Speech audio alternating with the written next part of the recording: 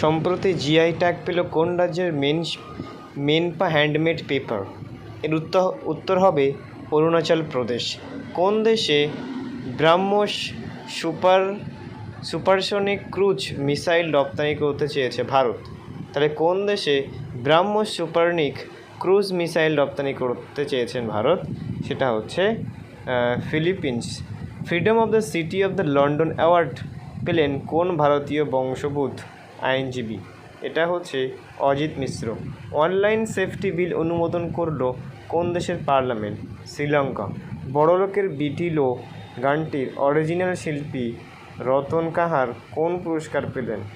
তিনি পেয়েছেন পদ্মশ্রী। তারপর দেখো, কলসিকে Naidu lifetime achievement award পেলেন কে? উভয়। কে পেয়েছে? রবি শাস্ত্রী আর ফারুক ইঞ্জিনিয়ার। পরপর 6বার কেন্দ্রীয় বাজেট উপস্থাপনা